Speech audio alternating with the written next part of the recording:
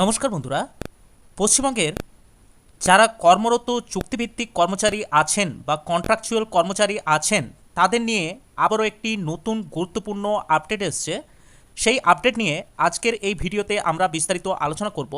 আপনারা জানেন, সম্প্রতি পশ্চিমবঙ্গ সরকারের প্ল্যানিং অ্যান্ড স্ট্যাটিস্টিক ডিপার্টমেন্ট থেকে একটি জরুরি নির্দেশিকা জারি করা হয়েছিল।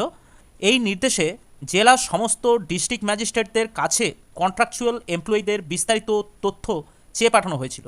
সেই ভিডিও আমরা এর আগে আপনাদের কাছে তুলে ধরেছিলাম। আজকে আবারও একটি নতুন আপডেট নিয়ে এই ভিডিওতে আমরা আলোচনা করব। সম্প্রতি পশ্চিমবঙ্গে নতুন সরকার আসার পর পশ্চিমবঙ্গের যেসব বিভিন্ন ডিপার্টমেন্টে কন্ট্রাকচুয়াল কর্মচারী আছেন তাদের বিভিন্ন ডিপার্টমেন্ট ওয়াইজ বিস্তারিত তথ্য জানতে চাওয়া হচ্ছে। আপনারা জেনে থাকবেন, কয়েকদিন আগেই আইসিডিএস ডিপার্টমেন্ট এবং এসএইচজি ডিপার্টমেন্ট এবং কর্মবন্ধুদের নিয়ে আলাদা আলাদা করে নির্দেশিকা জারি করা হয়েছিল, যেখানে এইসব বিভিন্ন ডিপার্টমেন্টে যারা চুক্তিভিত্তিক কর্মচারী আছেন তাদের কিছু নির্দিষ্ট তথ্য চেয়ে পাঠানো হয়েছে। এবং আপনারা জেনে থাকবেন, পশ্চিমবঙ্গে আরও অনেক ডিপার্টমেন্ট আছে যেখানে চুক্তিভিত্তিক কর্মচারীরা ইতিমধ্যেই কর্মরত অবস্থায় আছেন। তাই যেসব আপডেটগুলি আসতে চলেছে সেই আপডেটগুলি পেতে অবশ্যই আপনারা আমাদের চ্যানেলটি সাবস্ক্রাইব করে রাখতে পারেন, এবং যারা ভিডিওটি ফেসবুক থেকে দেখছেন তারা চ্যানেলটি ফলো করে রাখতে পারেন। আজকের এই ভিডিওতে আমরা কন্ট্রাকচুয়াল এমপ্লয়ীদের জন্য যে আপডেটটি তুলে ধরব সেটি হলো রাজ্যের women and child development and social welfare department থেকে একটি অফিসিয়াল নোটিশ জারি করা হয়েছে, যেখানে রূপশ্রী প্রকল্পে কর্মরত যারা চুক্তিভিত্তিক কর্মী আছেন তাদের তথ্য জরুরি ভিত্তিতে জমা দিতে বলা হয়েছে। 25শে মে 2026 তারিখে প্রকাশিত এই সরকারি নির্দেশিকাতে বলা হয়েছে, রাজ্যের বিভিন্ন জেলার জেলাশাসকের কাছে রূপশ্রী প্রকল্পে নিযুক্ত চুক্তিভিত্তিক কর্মীদের সম্পূর্ণ তথ্য পাঠাতে বলা হয়েছে, এবং এটি কোচবিহার, দার্জিলিং, জলপাইগুড়ি, আলিপুরদুয়ার, মালদা, মুর্শিদাবাদ, নদিয়া, হাওড়া, হুগলি, উত্তর চব্বিশ পরগনা এবং দক্ষিণ চব্বিশ পরগনা সহ সমস্ত জেলার ডিস্ট্রিক্ট ম্যাজিস্ট্রেটদের কাছে, অর্থাৎ গোটা রাজ্য জুড়ে এই তথ্য সংগ্রহের কাজ শুরু হচ্ছে। এবং এই নোটিশে বলা হয়েছে, রূপশ্রী প্রকল্পে যারা চুক্তিভিত্তিক অ্যাকাউন্ট এবং ডাটা এন্ট্রি অপারেটর সহ অন্যান্য কন্ট্রাকচুয়াল কর্মীদের তথ্য জমা দিতে বলা হয়েছে, এবং এই তথ্য 28শে মে 2026-এর মধ্যে পাঠাতে হবে।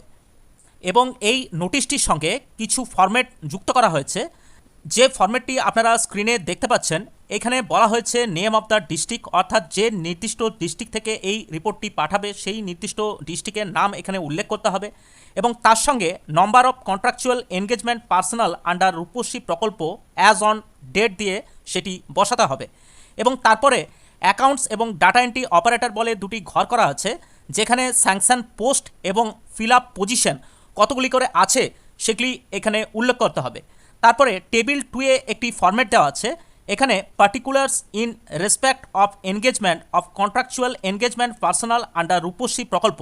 এখানে সিরিয়াল নম্বর সহ name of the contractual engagement personal, অর্থাৎ তাদের নাম দিতে হবে, তাদের ডেজিগনেশন দিতে হবে, তার সাথে প্রেজেন্ট প্লেস অফ পোস্টিং, কোথায় তারা পোস্টিং আছে সেটিও মেনশন করতে হবে, ডেট অফ ফার্স্ট এনগেজমেন্ট, তাদের ফার্স্ট এনগেজমেন্ট কখন হয়েছিল সেটিও এখানে উল্লেখ করতে হবে, এবং মোড অফ এনগেজমেন্ট এখানে সেটি দিতে হবে, তার সাথে designation of the engagement authority, এবং monthly remuneration as on May 2026, অর্থাৎ মে 2026-এ তারা কত মান্থলি রেমুনারেশন পাচ্ছে সেটিও এখানে দেখাতে হবে, এবং তার সাথে সিআইটিপি এবং নন সিআইটিপি সেটিও এখানে উল্লেখ করতে হবে, এবং তাদের যদি কোনো নির্দিষ্ট রিমার্কস বসানোর প্রয়োজন হয় সেখানে সেই রিমার্কস বসিয়ে এই টেবিল 2টি ফিল আপ করার নির্দেশ দেওয়া হয়েছে। এবং এরপরে টেবিল 3-এ একটি ফরম্যাট দেওয়া হয়েছে, যেখানে বলা হচ্ছে document submitted in respect of engagement of contractual engagement in contractual engaged personal under Rupashree প্রকল্প। এখানে তাদের কিছু ডকুমেন্টস চাওয়া হয়েছে। এই সব তথ্যগুলি রূপশ্রী প্রকল্পে যারা চুক্তিভিত্তিক অ্যাকাউন্ট্যান্টস এবং ডাটা এন্ট্রি অপারেটর আছে তাদের জন্য কিন্তু চাওয়া হয়েছে।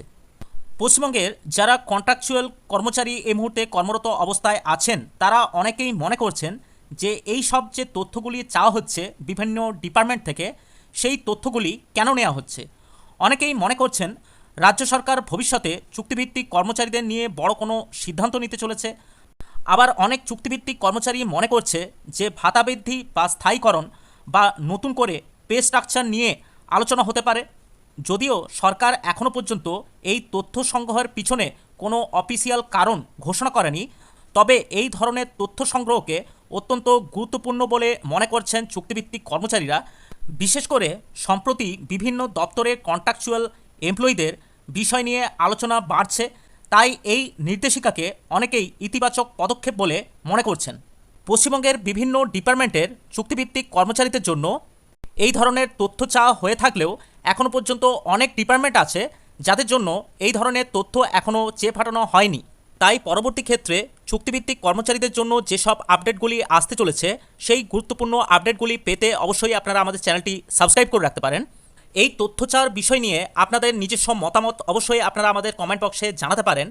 এছাড়া আপনারা যদি চুক্তিভিত্তিক কর্মচারী হয়ে থাকেন তাহলে আপনারা বর্তমানে কোন ডিপার্টমেন্টে কর্মরত সেটি আপনারা আমাদের এই ভিডিওর কমেন্ট বক্সে জানাতে পারেন। পরবর্তী ক্ষেত্রে সেই সব ডিপার্টমেন্ট নিয়ে আমরা যদি কোনোরূপ কোনো আপডেট পাই তাহলে সেই আপডেট অবশ্যই আপনাদের কাছে ভিডিওর মাধ্যমে তুলে ধরব। আজ এই পর্যন্তই, দেখা হচ্ছে পরের নতুন কোনো ভিডিওতে। নমস্কার, ভালো থাকবেন, ধন্যবাদ।